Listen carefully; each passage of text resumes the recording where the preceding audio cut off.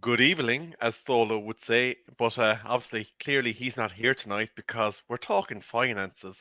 So I've recruited our number one accountant, Omundi Juma, to give us everything we need to know on the losses. So let's get this intro through and then we'll dive in.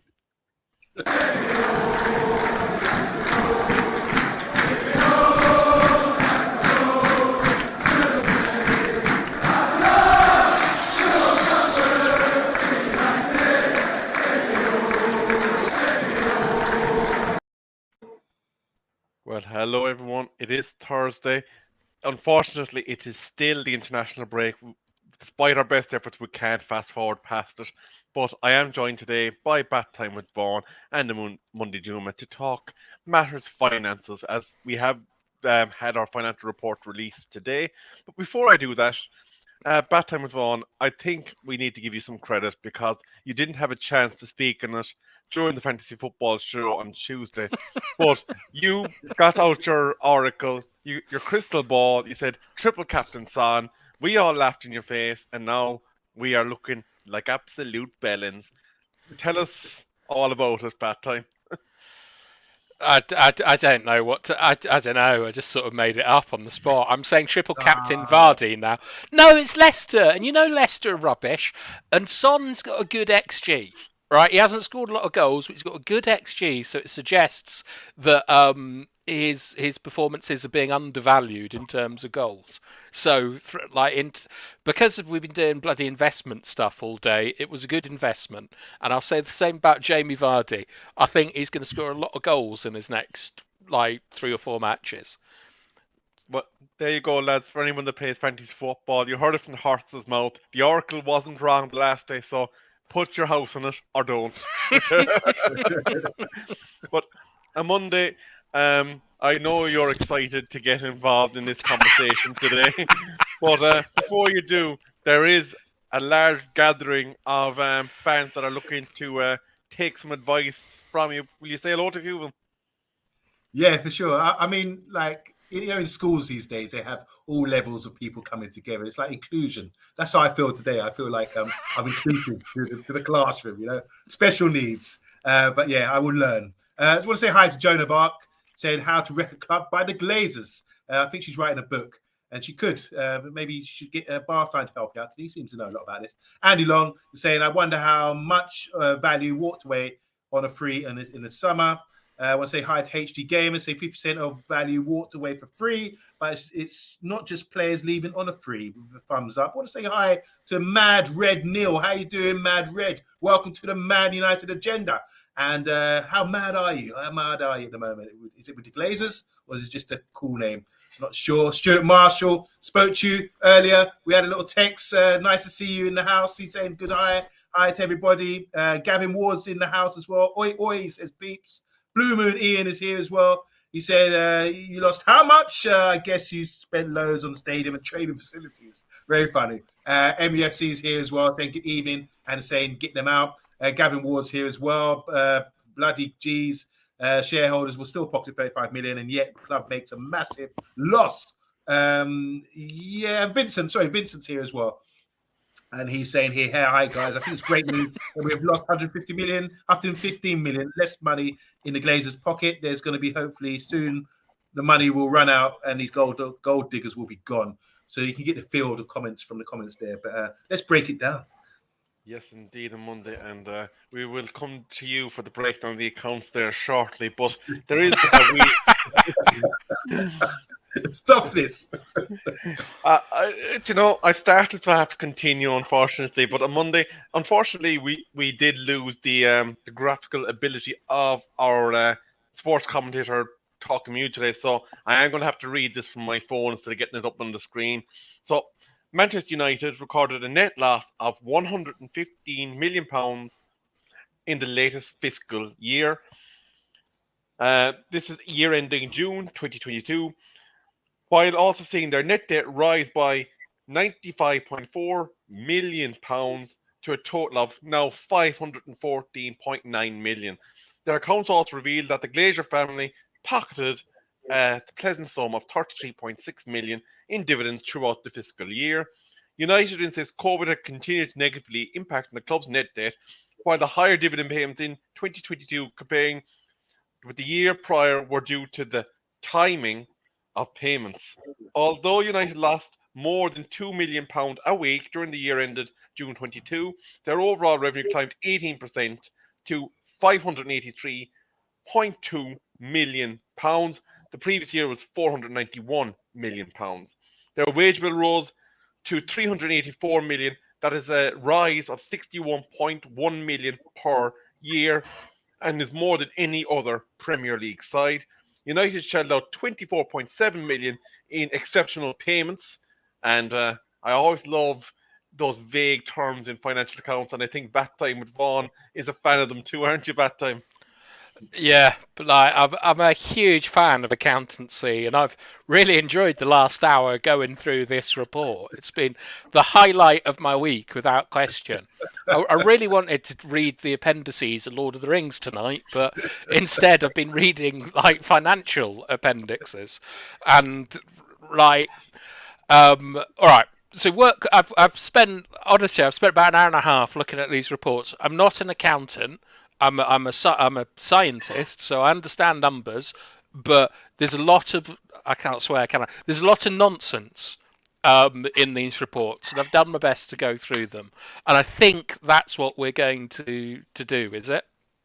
Essentially, yeah, we want to deep dive into the whole thing and basically maybe discern where this financial statement is putting United in terms of the future, and can we draw any conclusions from what we've looked at? We can draw a conclusion, but I think for like, because of my flair for drama, I think we're going to leave the conclusion to the end. But there is I think I've got some quite exciting news for United fans looking at these numbers. So the first thing that I found today wasn't actually in this report. It was in a different report because I looked at the wrong one. But Ollie's staff was fired obviously last year. How much do you think the cost was to the club of sacking him and the coaches? Omundi. Make a rough guess. Maybe about 7-8 million, maybe. Yeah, around that. It was 10 million. Okay, close enough. It might have been more if I think that Kieran McKenna or whatever it was left to Ipswich, didn't he? That's right. But it cost 10 million, and then the really crazy thing is that in the reports we owe 35 million in amortization, which is essentially redundancies, and so 25 million was paid to my favourite and your favourite Ralph Rangnick, which is extraordinary to me.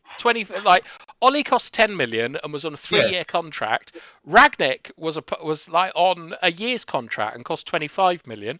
So I did a bit of digging and I discovered the sort of arrangements of Ralph's consultancy. If you remember, it was, am I right, Rebel, that it was 2 years of consultancy about stuff? Part-time. It was supposed to be a 2-year guarantee consultancy following on directly from the end of his temporary charge on pitch, and it was speculated amongst a lot of people that 2-year consultancy was basically code for the director of football role, and we all know how that went.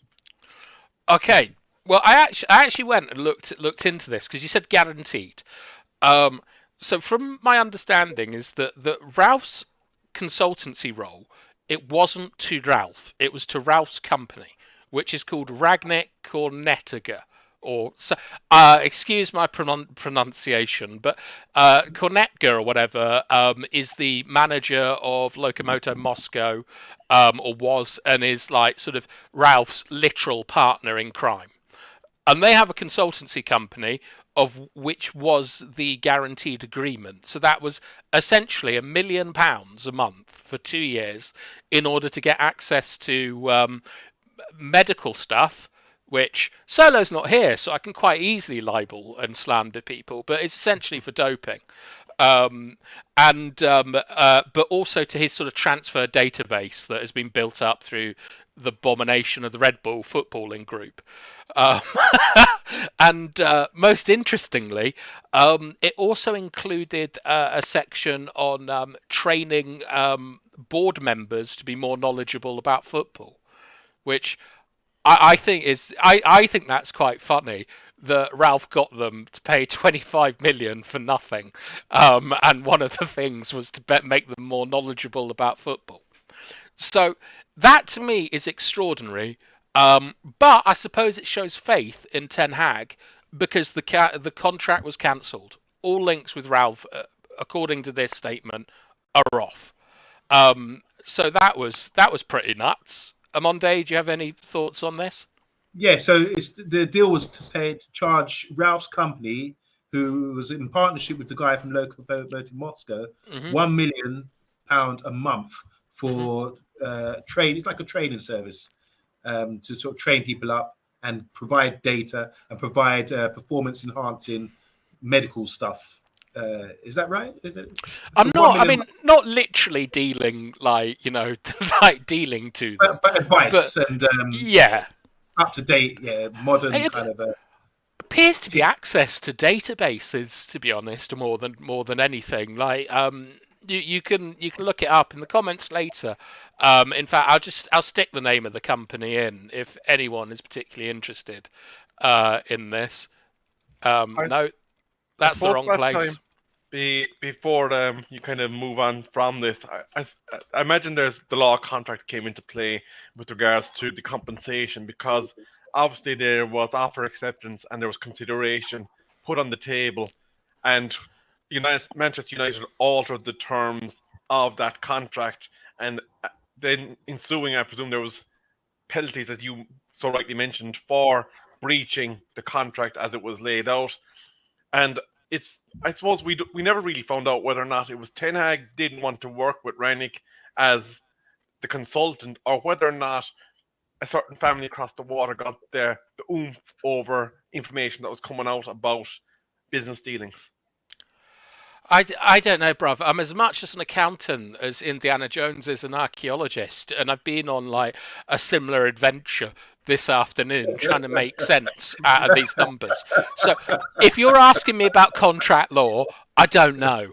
And I'm not proclaiming to. I'm just saying what my delusional investigation has led to, and obviously it's led to Rangnick slander. But I assume because it's a straight 25 million, and that's roughly $1 million a month, I assume that it's a penalty clause for not taking it up, and the club haven't. And I would hope that Ten Hag is involved in that decision. As you say, the real question is now moving forward from that. Just before, as we're talking about that role, Richard Arnold and Murta have been the main bodies now that have been working with Ten Hag in terms of that director of football-esque type role.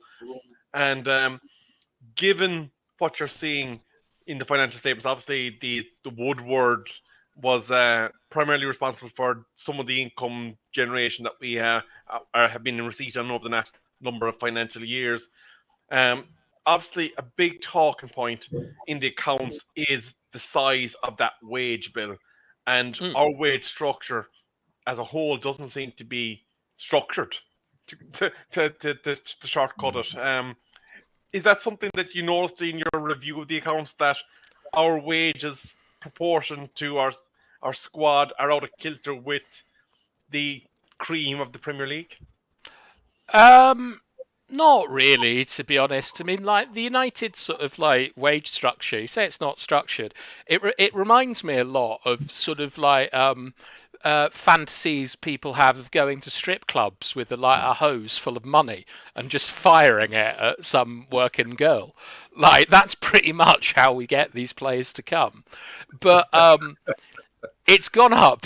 It's gone up about 70 million. It's the wage structure that's gone up on Monday. Of about 70 million, right? I think that there are some. I'm glad this has tickled you so much. It's a great image, isn't it? Like Ed Woodward just flying around. He can't control the money hose. He's just in the air, whizzing around like a little gremlin. We need graphics for this, like the Yeah, eye test. like the eye test. Right. So when we talk about the wages, the wages are shot up, but there are some sort of mitigating factors. Number one is Ronaldo. Ronaldo would have been on, I think, roughly 25 million. I think that's what 500k a week works out to. So that's 25 million, but also Ronaldo brings in money to the club, so it's offset somewhat. We also signed Varane and Sancho on like 20 million pound contract, like 20 million a year as well. But Vincent, you're a dark horse, aren't you? Like talking about the Avengers, and yeah, I know what the term is. But yeah, so the wages going up doesn't really bother me that much, because this is like for last year. So it includes Pogba, it includes Lingard, and we knew that we were sort of like I assume we knew that we were losing both of those on free transfers. If we hadn't lost them on free transfers, you can expect that wage bill to have doubled with like signing on fees and so on. But the wages are too much for like the league, but in isolation with the money that we make, they're not. It's not that bad, the ratio. So whilst it is disgusting seeing De Gea on 350 grand a year, which is 20 million like Sancho, it's we're overpaying. But what we have to understand is that like we went for the title like that summer. We bought 3 players to try and get the title, and no one cares about 25 million to Ragnick or like 60 million extra in wages if we get it. But we could do with some more, with just buying players that we don't need to pay 300 grand to. Cavani, yeah, like loads of players on too much money. But I'm not particularly worried about the wages, because there is something that I can't remember what it's called. I think it's called financial sustainability, and it's about the amount of wages you pay to your first team, and United are well within like the limits of it, so we're okay there. So I hope that helps with the wages kind of thing. I think because we're such a big club and we do generate a lot of money, regardless of our owners and that, people get confounded about how much we pay. Even going back to what Roy Keane was paid when he was getting like £6,000 a week, it was like shock horror, back in the day, So I do think big clubs, like you said, the ratio between how much you earn and generate the revenue and compared to how much you can afford to pay players shouldn't be that much of a shock. But and if you ask me, there you go, Keno, number one. If you ask me, like, who's got the highest wage bill, you'd say, I wouldn't be surprised if it was Man United, because they're the biggest club in the land. Yeah, actually, interestingly, Bartha mentioned Ronaldo, and I think there was a financial exercise done actually around the time that he was signed, and the conclusion that was drawn from it was that essentially he had paid in full for Varane and Sancho to be at Manchester United because of what he was worth from the commercial deals that were in place.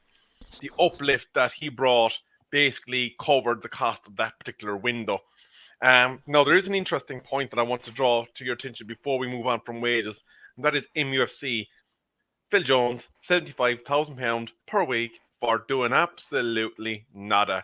Now, I suppose this is the part that really gets the Manchester United fans in terms of the way we handle our contract business back time, is that we handed out contracts indiscriminately for amounts that just didn't seem to make sense, for players that didn't seem to be able to stay healthy and not building clauses. But at the same time, we were handling over maybe the last 5 or 10 million of an actual transfer fee. So I suppose in terms of financial prudence, there seemed to be a duality of policy. It's very philosophical of you, Rebel, to bring up duality with accounting. Right. There is a little bit more to it. than that, or we can expand on it more. First of all, always believe in Phil Jones. I love Phil Jones, and I'm very happy he gets paid all that money. To be honest, I think he's a credit to the football club having broken himself for us. But I know that that's a controversial opinion. Right, the difference is, Rebel, is we argue about 10, 15 millions like going out of the club, and that's the key, is going out of the club. When you pay players, like when you have a contract, it's incorporated into the club finances, and it can be manipulated to make it more attractive to shareholders. And this is why we continuously sign people on long-term deals, because it gets added into something we're going to talk about a little bit later, which Omundi's the expert on this, but it's called EBITDA, and it's earnings before interest, tax, deductibles, and amortization. And it's basically a way of measuring profit, and Jones's contract gets factored into that. So despite the fact we're paying him outrageous money, it makes the club look more attractive to investors, which just shows how mental accounting is. Like, I've had an adventure today, lads, I tell you that. Like, reading about this, crazy. Can I ask, so we're talking about the wage bill. So is it a case, like, you have to remember I'm a novice here, this is inclusive classroom. But is it a case, like with councils, they start doing road work at the end of the financial year just to fill up the budget so they can get a next budget of that sort of amount? Is that the same with the wages, do you think, the wage bill? Say, look, we're using the wage bill. We have to get these players on, like Phil Jones, for example, so we can increase that the next year, which you should naturally have that inflation, should you, to increase it. So is that a case, or am I talking? I understand. I understand the point, but what you're doing is you're equating public services where like money from the taxpayer is divvied up, and if that money isn't used, then the budget gets decreased. This is more about inflating the value of the club, where like Phil Jones should be on, I would say, 25 grand. But working in the mega store or something. But because he has let's say it's 100 grand a week, which would be 5.2 million a year, £5 million contract, so that's about 26 million. And that is put on the books as a £26 million asset, I think. I'm not sure, and thus that inflates the value given to Manchester United. And I think that is how that's how and why the club are just getting Ed Woodward's stripper money hose on, and in the words of Vincent, making it rain. It's always raining in Manchester, boys. Actually, interestingly, you mentioned the roads. I think, you see, that was from a union that used to be familiar with the European Union. They used to have a budget that they used to tribute for economic projects and mainly the road networks of their member states. And if you actually didn't get your projects commenced, you were penalised in the next divvy up of those funds. So, in essence, as is the case with most government bodies, you have to use it or lose it, as they would say. This is riotously entertaining show tonight, isn't it? Have you got any more EU law crackers for us, Rebel? Before, I'm just going to ask one more question before we go dive back into the outrage that I'm seeing kind of flowing through the comments regarding the financial mismanagement of our beloved club. As we know, the Glaziers, under the stewardship of Mr. Woodward, did a bit of creative accountancy when they took ownership of the club, and they managed to hocus pocus their purchase price into the club, and in essence make the club buy itself from itself. A magic bit of creative accounting, but look, we're not here to talk about that today. But the value of that at the time was considered to be in the region of £500 to £600 million that they levied on the club. And you would think over the years, with interest payments and making capital inroads into that debt, that we should at this point be somewhere significantly distanced from that point. However, we look to be kind of rapidly approaching the same level of net debt in terms of what we owe to financial institutions following the end of this last fiscal report.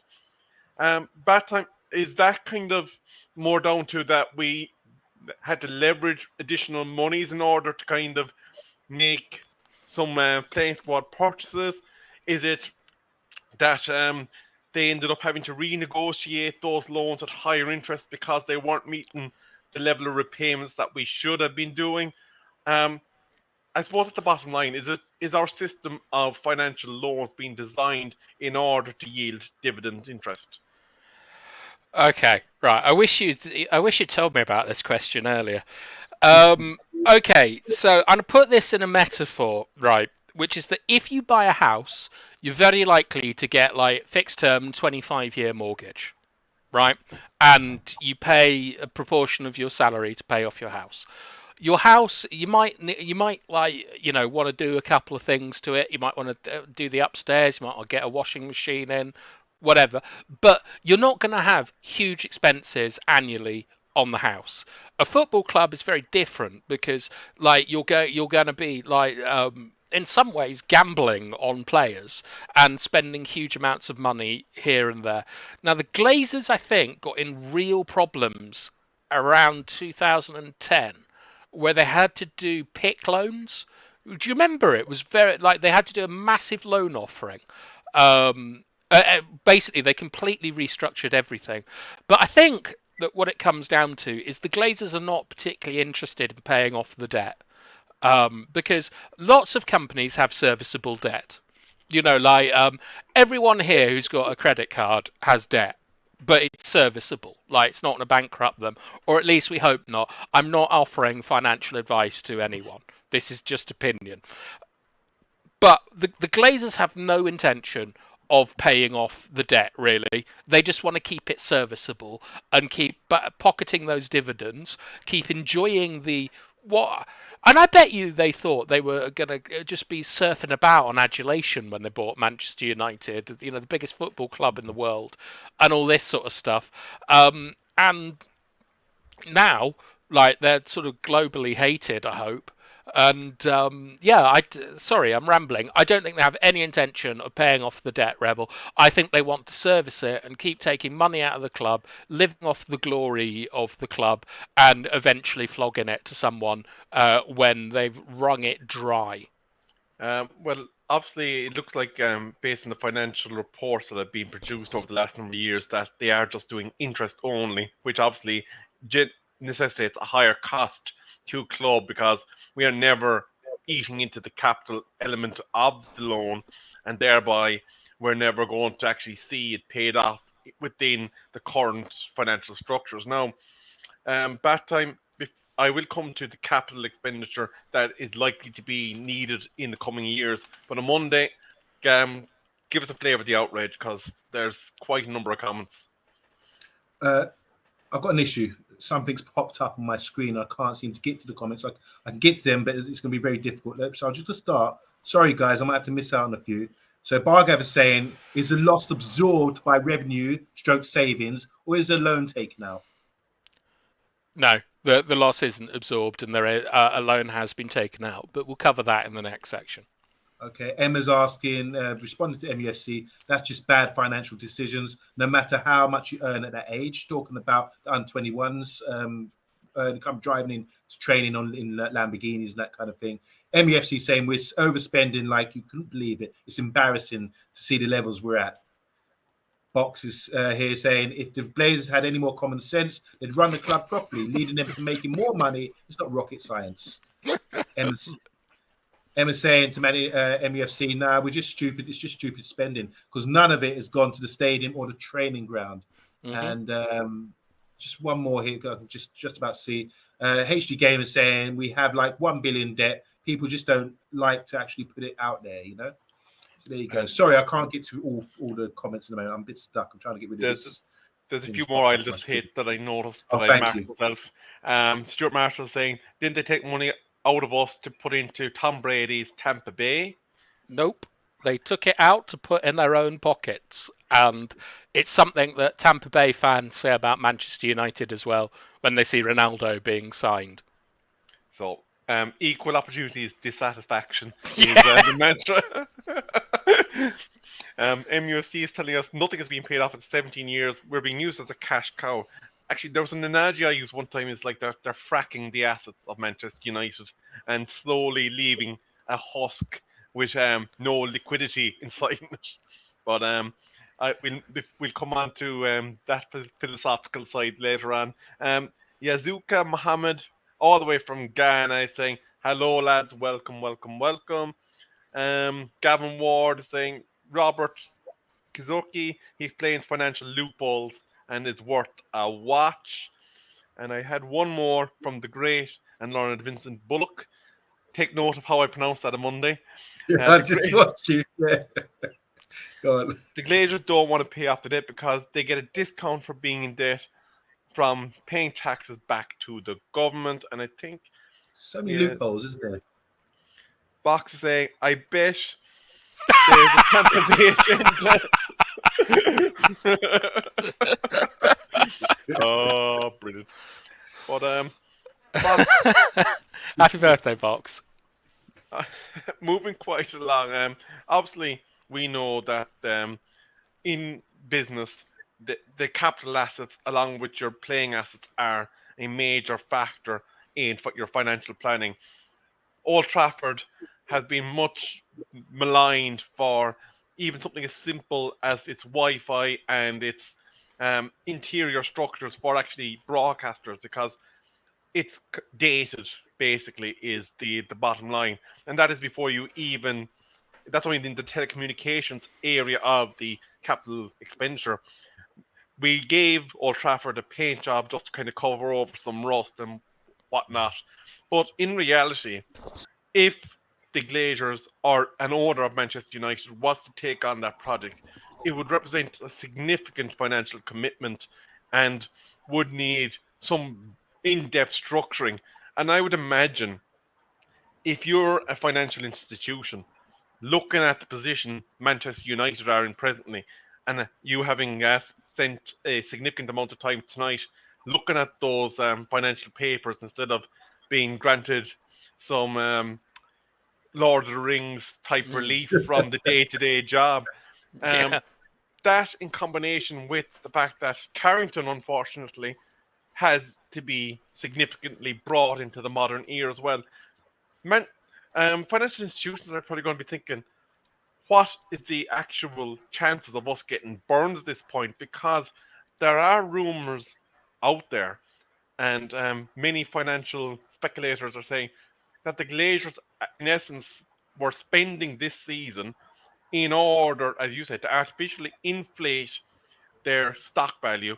And there was an interesting nuance that took place with regards to when the selling rumors came on. They are required by the New York Stock Exchange to disclose after that inflation if they don't intend to sell the club, because there are significant financial penalties if they do not follow the diligence that is required in that aspect.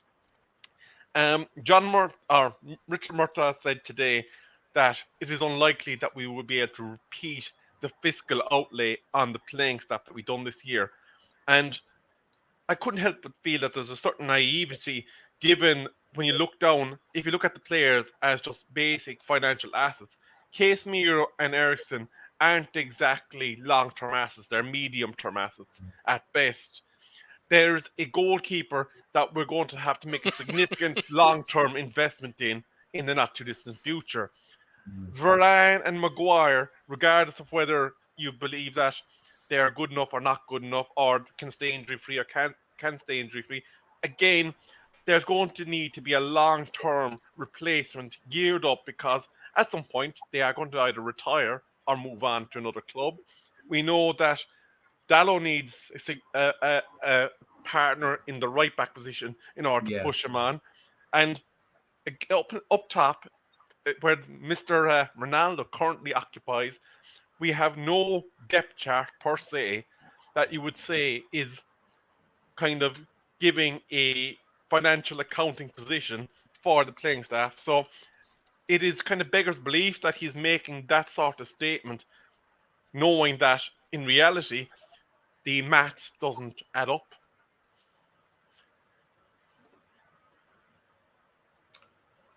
Stunned into Yeah. silence that time. Who are you? Are you talking to me?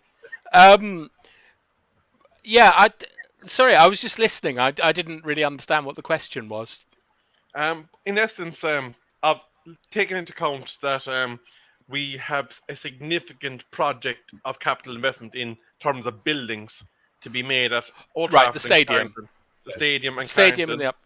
yeah, and then okay, so right, well, what's been happening, right? As I think the comments have pointed out, that we've been like spunking money about like no one's business, but mainly on players and not players that can make us a profit.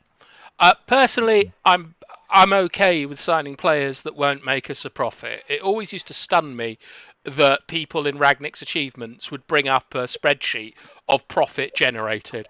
I'm not interested in profit. I'm interested in Manchester United doing well, connecting with fans, and hopefully winning stuff. So I don't mind if we have a long, if we sign players to short or medium term. The stadium Carrington are very, very different things because this is an infrastructure that has been left untended for I don't know, is it 15 years? Like Yeah. it's something like that, isn't it? I think it might be 16 or 17, whatever. They're just such a bunch of dirty little parasites, those little plutocratic bastards.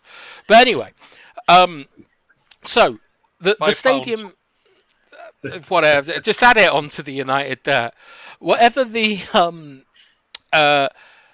okay, so we need to invest in the stadium. We like Old Trafford should be the greatest stadium in the United Kingdom, and it should be in the top 2 or 3 in Europe. Like only the Nou Camp and Bernabeu have ever, maybe San Siro. It should be in that level of top tier, like cathedrals to football. It isn't. Like we know, we've got plenty of match-going fans here who will know about the rats. They'll know about the rain. And they'll know that even though it sounds minor, I think Old Trafford must be one of the only stadiums, even in the Championship, that doesn't have a TV screen. It's madness. Like we're so far behind. And the thing is that it's expensive to build a stadium. It's very expensive at Old Trafford because of the train track on the south stand or the Bobby Charlton stand, which one of my favourite features of Old Trafford is that train. So it's where the financing comes from, and the Glaziers will not pay for that financing out of their pocket. They can't leverage much more debt onto the club. And what I believe has been touted is that they will sort of sell naming rights, which isn't as common in the United Kingdom as people make you believe. I think there's only 4 or 5 stadiums in the top 2 divisions that have naming rights, with like the Amex being one and maybe like Coventry City being another. But they will try and get a company to pay for it and lease them the stadium, which is wild to me because Tottenham, I think, are in more debt than us and Barcelona, but it's sensible debt for their stadium. And when you look at that stadium, and when you look at the Bernabeu with like pitches disappearing like inside it, like a big robot consuming everything, it's like, why can't we have that? I want that. I want to see Old Trafford eat the pitch, and I want to be able to watch it on a massive plasma HD ready screen. Like it's just nonsense. But Omundi, you're a big fan of stadium design and financing. What do you think? Actually, I do think can I give you some information just so it informs your reply? As Batime was saying, May 2006 was the last actual upgrade to Old Trafford. It was 8,000 seats in the second tier of both the northwest and northeast quadrants. And in regards to the rail issue with regards to an expansion, there are a number of stadia in Ireland that actually incorporate a rail going in a tunnel basically underneath the stand. So the reality is it's not so much an issue as that they are not willing to take on the financial adjustments that would be required. But what do you mean there's a train in the stadium? Essentially, the back of the stand goes over Lansdowne the Road train track, and the pillars of the back that are anchoring the back of the stand are on the other side of the train track. Amazing. Can you see me? Yeah.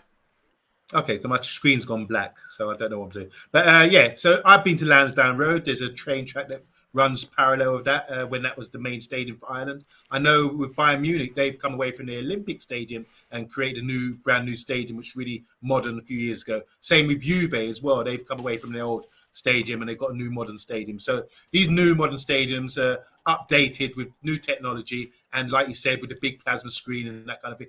I don't know if I'd really want to see that, but what we do have is a classic old school stadium, and we've been there a few times. I know everyone in the comments have been to Man United, but the area around Manchester United and the actual stadium, to me, is a bit run down and a bit grey and grim. And I'm looking around thinking, oh my gosh, this is not nice at all. So they do need to refurbish the area. I think what Man City did, which is really healthy for the area, was like refurbish the whole area, get involved in the community, create, things with their brand on it. But obviously, they had money to do that. So I think what Rebel was saying in his long-winded question or statement was saying about, have we considered all these costs? The stadium, the players, especially you talk about Ronaldo. How do we replace Ronaldo? There's no idea right now. Once he goes next year, because his contract runs at the end of this year, who's going to step in and fill his boots?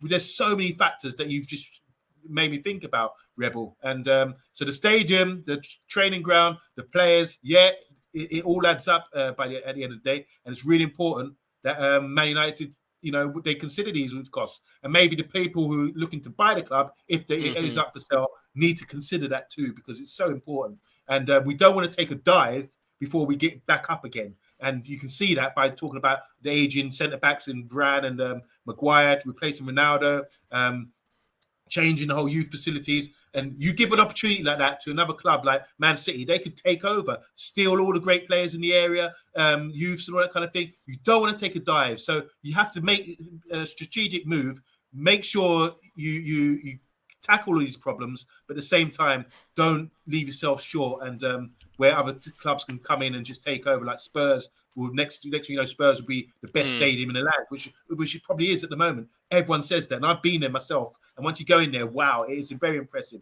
So yeah, there's a really good point you made there, Rebel, about all the factors that need to be improved. I think what you have to remember as well is, without the Glaziers, without their debt being saddled into the club would have been £1.1 billion better off in terms of what it could have done in resourcing its stadium, resourcing its training ground. Obviously, any owner is going to take some slice of the cake, but there's a significant difference in an uncontrolled, unwieldy debt, which we have to service, and being able then to utilise 80-90% of that in refreshing your assets. And I think that is the key issue that any prospective buyer is going to be looking at. Yes, he's going to have to pay a premium to get rid of Yankee Doodle Dandy over in America. Yes, he's going to have to then wipe out the debt in the financial fixed assets. But then after that time, and maybe a small initial investment where he may insist on having that portion repaid, the club then starts going into an era of self-sufficiency. And Bad Time with Vaughan, as he articulated earlier, has said that Manchester United generates sufficient income that it can cover these mad wages that we have. And once we're free of the parasitic debt, it can go eons and light years beyond where we are at the moment. But I think Bad Time with Vaughan, we're probably getting close to the time where we can deliver the little prezi to the viewers. But before we do, I'm going to whip through a few more comments, because I think on Monday you still have a few issues. So Kalo HD Gamer, 26. Oh, I have to jump in. 26% off 4 billion, around £1 billion.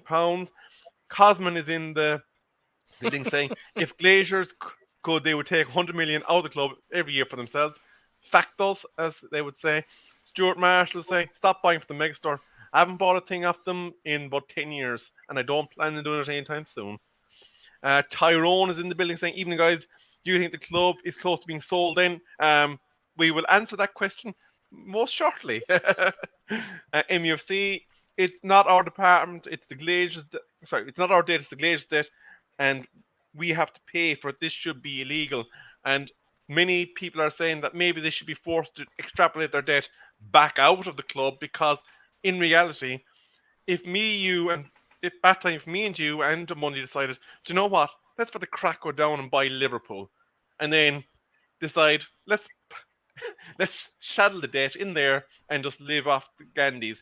Like there's actually the financial rules that were brought into play were basically the Glazier rules because the horse had bolted, the Premier League was left there scratching their baldy heads, and they were like, okay, well we're stuck with it now. We have to make do with it. Super Nick is saying the Glaziers function in such an insular way and have something to hide. They have no interest in enriching the community or listening to the fan base. Now, in fairness, as bad as they are, at least they didn't say, do you know what? We need an all-star game, as another American owner would have articulated for.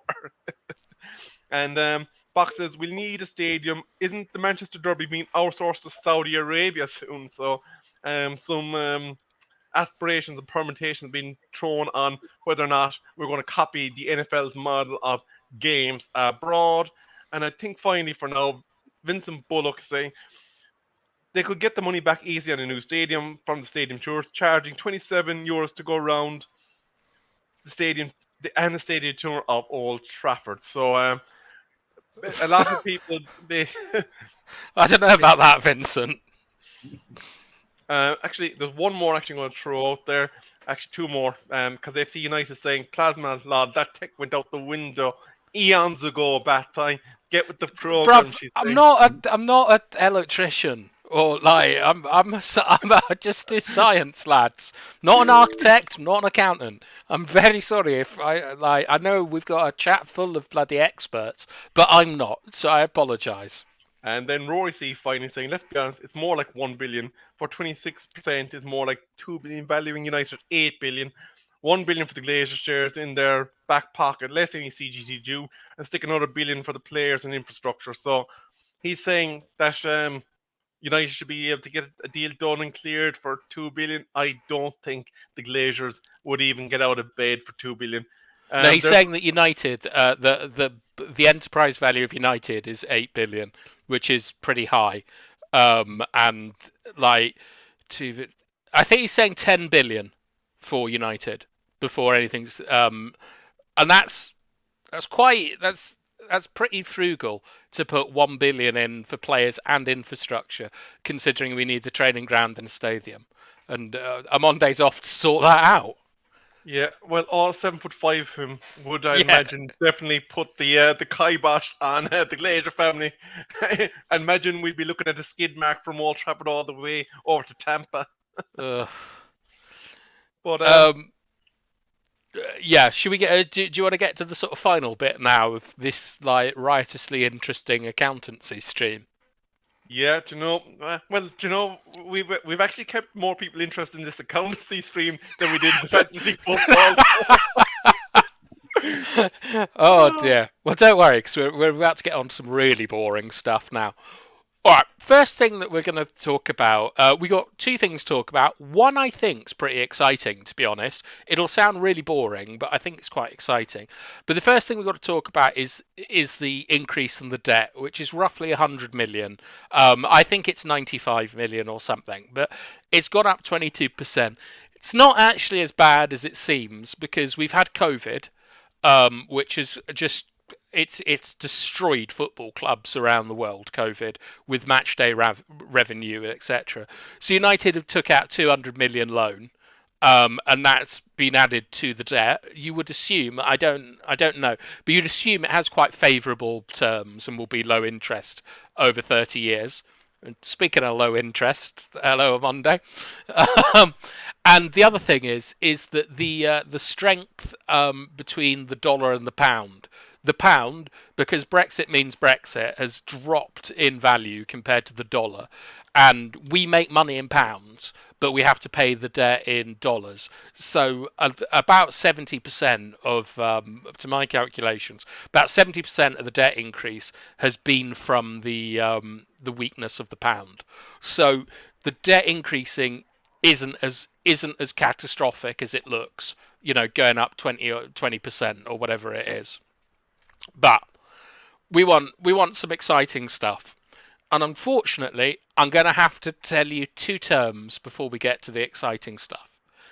The first term is enterprise value.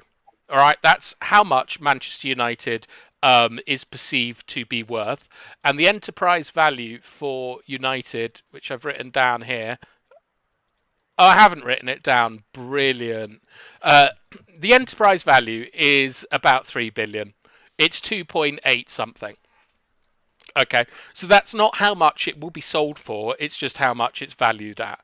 Like, if you think of a player, like, I don't know, Tyrone Mings is probably valued at 20 million, but it would cost 40 million. So it's anyone's guess how much it's sold for. But a BITDA, as Omundi knows very, very well, is earnings before interest, tax, deductibles, and amortization. All that means, right, is after the debt is taken away, all the stuff that you have to pay is taken away. How much money is Manchester United making? And it is used as like thank you, like Rory. If you are an accountant, please feel free to join in. Sorry for front running the comments then. Actually, just on depreciation, that is a falsehood. That's basically an accounting principle in order to give a natural wear and tear value to any fixed asset. And in a revenue perspective, they actually discount depreciation because they don't believe it to be a true and fair figure. There is what they call a capital wasting charge that is put in that is seen at a different rate. So it's only a financial principle. I don't really know what that means, but thank you so much. Brilliant. But anyway, what I do know is what a BITDA does, and it basically says to investors, whether that is people who want to buy the business or want to invest in the business via shares or whatever, it suggests the health of the company. And there is and United have done something quite interesting this year, where their EBITDA is about 85 million, but they've said they expect it to be between 100 and 110 for next year, which is very, very, very telling, because when you look at how calculations are done to buy assets, or to buy businesses rather, you use something called the EV to EBITDA ratio. So EV is the enterprise value, which is how much the company is worth, and EBITDA essentially is a sort of made up cash flow. Now, most companies, you want this to have a value of around 10. This would suggest that everything's fine. If it's wildly more than 10, it suggests it's overpriced. If it's under 10, it suggests that it's underpriced. So EBITDA is very important to investing for people who buy loads of shares and things. It's a big driving factor behind it. Manchester United's current EBITDA is 32.5. The average is about 8.16 with comparable enterprises, which puts it 85% higher. And United are trying to get it even higher. I personally believe, and I'm not an accountant, and I've only discovered this fascinating world this afternoon. I personally believe that they're getting ready to sell. Woo! I think that that's what it's about, because the EBITDA is so high. It should drive. It's like it would encourage share, like the EBITDA is so high that it would encourage people to buy into the shares. Like Man United have skyrocketed in last year with social engagement and digital things and Facebook and Instagram and all that stuff. Revenue is up.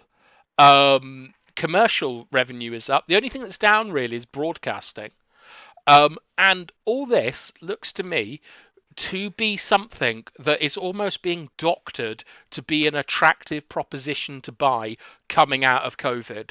And I personally believe that this report is a calling card to Jim Ratcliffe, to any petrostates or oligarchs, that they can come and get United, but it's going to cost them. So because they're inflating things too much. It doesn't make sense for them to do this, and also they've taken 30 million out as well in the last year. But I'm not an expert, and please don't hang me. I don't care if I'm wrong. I've done my best to present something to you with the best of my abilities. But I think that I think the Glazers are looking to sell, or this report is pushing them towards selling. So I think it could be exciting times. Rebel, rescue me from accountancy. Yeah, it's an interesting prediction that you've outlined in your forecast, and I think it does feed back into what we mentioned earlier in the show with regards to the spike of the share price in the New York Stock Exchange and the strict governance that they have over being full and incorporating disclosure if they don't intend to dispose of the asset after the spike, because in previous times they were very quick to react and say, no, we're not selling, which basically quelled any artificial inflation of the share price. They have not done so in this instance. And I imagine they're far more frightened of the people on Wall Street than they are of the lowly fan base sitting over in Manchester, shaking their fists, bemoaning their existence. But in regards to the sale, the our very own intrepid reporter SHAH actually reported to us yesterday in our private WhatsApp group that apparently meetings are starting to be scheduled between Sir Jim, a bit of oil money, and an American consortium. Now, the the one that actually does give me the shivers is the American consortium, because we have seen transactions in previous times where clubs have been bought from themselves to themselves. So, what is to say that it wouldn't be somebody of the Glaziers basically repackaging the ownership and building them into the network in some base? So, I would be very, very suspect of any American consortium, because it's a small, small world in business over there. Yeah, Just, I'd be suspect about any consortium that is inviting SHAH to their talks. To be perfectly honest, like how's he getting that information? I would also, sorry to cut in on, I would also say that as a United fan, I would be extremely dubious about any state involvement in our football club, as we see it, Newcastle United and Manchester City. I think that if we were to get in like that kind of money from places that persecute women, homosexuals, or LGBT, whatever the alphabet is now, like I would be extremely uncomfortable with that, because Manchester United is a community football club and it should represent the values of our community. So all I want is owners that represent the values. I don't need them to be spending 200 million a year. I just need a stadium, like a decent training ground, and a team I can believe in and look up to. That's all I want. I just want to I just answer want to a add, comment like, from Bob. obviously you before guys do. know I'm not really a financial guy. I don't really know what's going on in those terms, but I've seen the film Trading Places with Randolph and Morton. They had a guy called Mr. Beaks. Remember Clarence Beaks? And he was the guy who was going around. He was assigned. He was on the payroll to do some dirty work behind the scenes and up the price. And like you said, I mean, it's marvelous what you just did there, Bath Time. I mean, Super Nick agreed with you as well. You saying you're spot on the way you sort of looked at the figures and said, hold on a minute, something's not right here. And there is a check for Mr. Beaks somewhere out there who's doing some dirty work to up the price. You say it's usually a 10 and we're on a 32. So yeah, that there's a lot of dirty work that we don't understand. I can't translate. The average man can't translate. But you seem to have worked it out. It makes a lot of sense to me. And I know I'm using terminology from a film from the 1980s and thing, but that's the way I try to understand. I try to look at things simply, and you really sort of done a great job explaining it. And Rebel, I mean, Rebel, you're an accountant because you seem to know a lot as well. I will disclose because I no longer work for my former employer was the Irish Revenue Commissioners. But there you go. What a talented panel we have today. But can I just answer briefly Box's comment, because it's intended as humour, but he'd be a great owner because he'd forget about it and then just get on with things. But can Monday, because we are going to be running out of time, and so it's not going to pay for the electricity bill for us to kind of continue indefinitely, unfortunately. But will you give us a flavour of the remaining comments so that before we continue? So obviously, Rory came in and said depreciation that we discussed. Gavin Ward saying it's all a tax fiddle. Is all debt. Being in debt, you can't tax. Vincent saying when you're paying for stuff, that's called overhead wages. The upkeep, electric, it's all called overhead. Sometimes you would do a loss leader to get people in to make money. I lost leader. So I want to say hi to FC United Forever. How you doing? She's saying 200 million over 30 years. Hey, what? It was actually 250 million borrowed during COVID. 50 million was an overdraft facility. And that amount borrowed was 3/4 repaid, leaving around 52 million outstanding in total. I wonder what job you do, FC United Forever. You seem to know a lot about this. As does Super Nick, she's saying, Bath time, you're spot on with analysis when you talked about your conclusion that they might be ready to sell. Vincent again saying, from what I see in the market, I think the Glazers will be gone in the year 2023. He says that after Bath Times just announced it, but just joking. But 10 months, it would be a miracle for them. If they last longer than 10 months, you can see the cracks starting already. FC United again saying was totally repaid in July in order to borrow another 200 million, which partially was used towards the summer transfers. Super Nick is saying they have been consuming themselves in tightening up the club externally at the peril of what is really happening financially, hoping someone will bite. I understand that. I understand that sort of terminology there. Rory saying one good thing is if they decide to sell, they can't just flog off to the highest bidder due to fit and proper persons test. Newcastle United aside, of course. And let's just roll down here. There's a couple more. Gavin Ward is saying, what about Roman? Saying, "Hey Jesus, that should have kept that quite." She's talking about my job. Irish. She's talking about my job. Okay. Quiet. Former job. Yeah, I don't work for anymore. Last two from the two ladies. Emma saying, "I want to apology from the government and the FA for letting the Glazers buy us the way they did."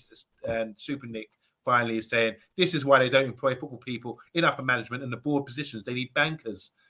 This is great. I mean, I really enjoyed the show. Just shows the intelligence of people. We're not mugs as football fans. They just know our stuff. At least in the chat. I don't know about the panel. Well, I yeah. think there's an interesting viewpoint being taken on Manchester United fans lately, that since we had to deal with the likes of Ed Bumblewood and the Glazier family, that we've all had to take a deep-rooted interest in fiscal affairs in order to understand what the heck is going on in our club. But speaking of fiscal affairs, if we were to use the Trading Places standard bet of $1, when would you be putting that dollar on us no longer being in the stewardship of the Glazier family? I'm going to start with you on Monday.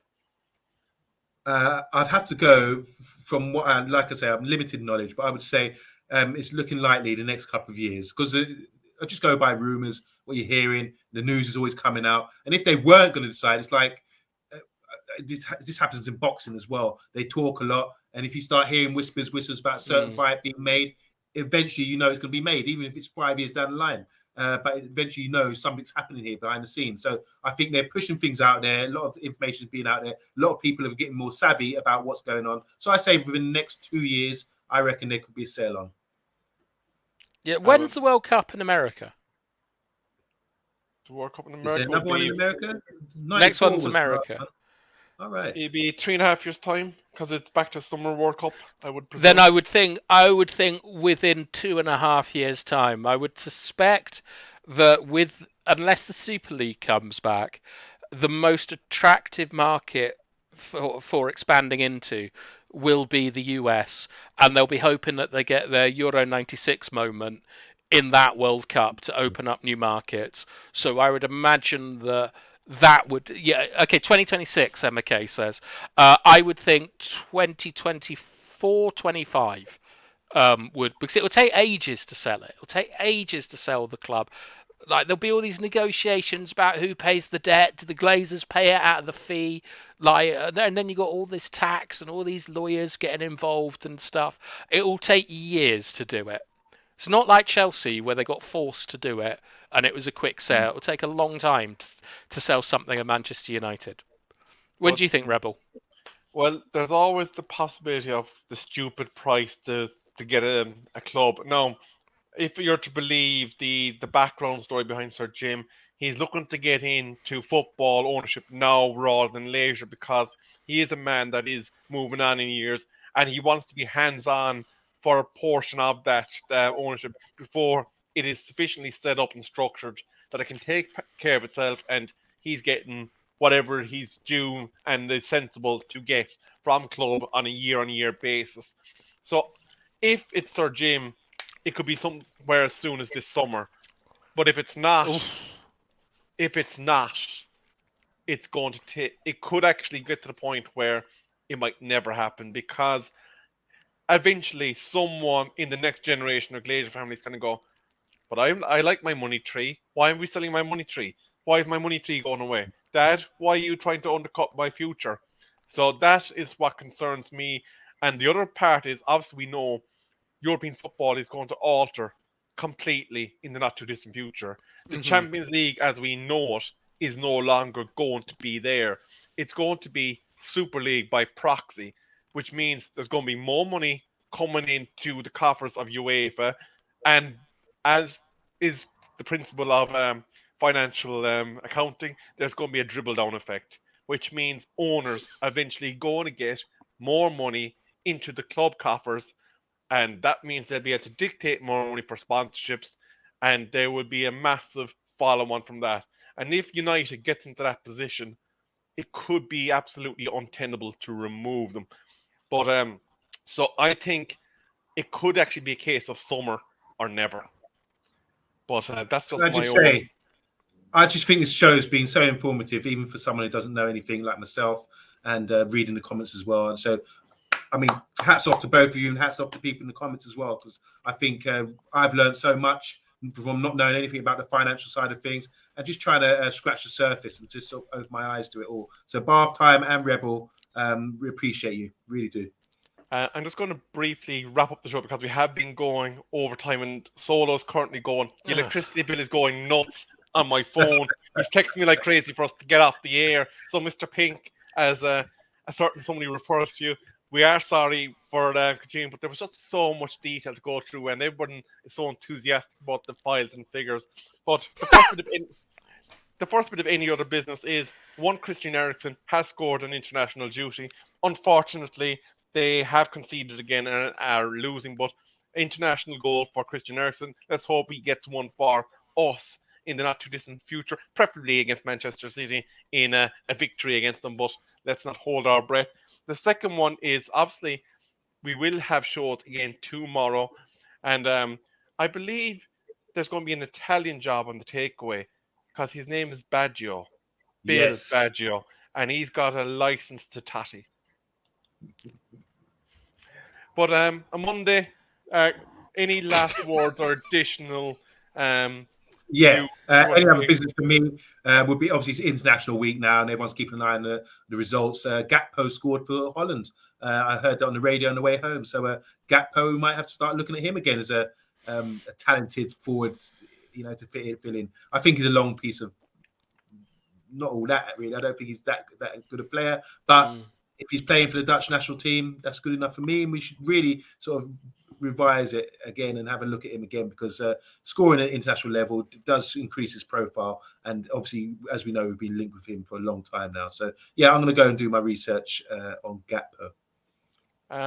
And Bata, before Anne Robinson comes on and says who the weakest link is and tells them goodbye, what is your last and final business of the night? God, what a reference. My any other business would be that, like, I am not an accountant. I might have completely misunderstood everything that we've been through tonight. It's not financial advice. Please don't go out and buy Man United shares because you think that the club's getting sold soon. We've done our best. We're not accountants. And shout out Scott McTominay, another stunning performance last night, I hear. And thank you for having me.